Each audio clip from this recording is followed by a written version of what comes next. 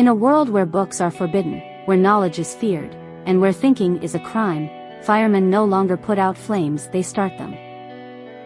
Their job? To burn books.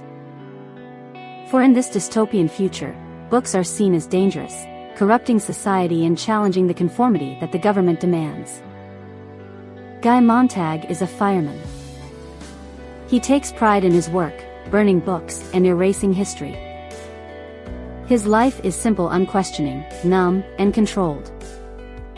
But something stirs within him, a quiet unease that grows with every book he burns. It's not that Montag has ever read one of the forbidden books, he hasn't. But there's something in the way they make people think, make them feel.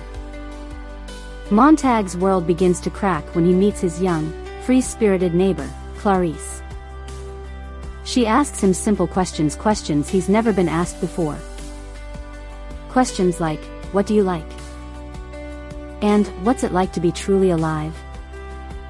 Clarice's innocence, her joy for life, awakens something in Montag that he didn't know was there. She makes him see the emptiness of his own existence, the hollowness of a world where books are burned and emotions are numb. When Montag returns home that night, he finds his wife, Mildred, unconscious from a drug overdose, a sign of just how hollow the society they live in has become. People no longer connect, no longer feel. They drown themselves in distractions, in empty entertainment, in the mind-numbing parlor walls, giant screens that consume every waking moment. Shaken, Montag steals a book from a fire he set, and for the first time in his life, he reads.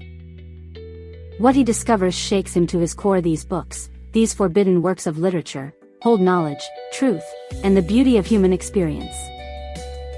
But this act of rebellion is dangerous. Montag is now marked. He begins to question everything: his job, his government, his marriage, and ultimately, himself. As Montag seeks answers, he meets an old man named Faber, a former English professor who has been hiding his love for books in a world that forbids them. Faber teaches Montag about the power of books, their ability to make people think, to challenge the status quo, to help individuals find meaning in a world that's lost it. Together, they devise a plan to fight back, to restore knowledge and free thought. But the world Montag once knew is closing in. The government, fearing rebellion, is on his trail. Montag's firehouse is now hunting him, and his life is in danger. As Montag runs, the city around him is consumed by chaos, and he witnesses firsthand the destruction his society has brought upon itself. The emptiness of a world without books, without thought, is now clear to him.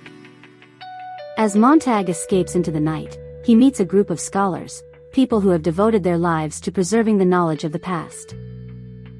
They, too, have hidden from the world, and they are determined to rebuild society once the storm of oppression has passed. Montag's journey has only just begun, but one thing is certain. The fire he once fought to spread has now become the fire of knowledge, of resistance, of hope. In a world where books were burned to silence the truth, Montag has become the spark of change.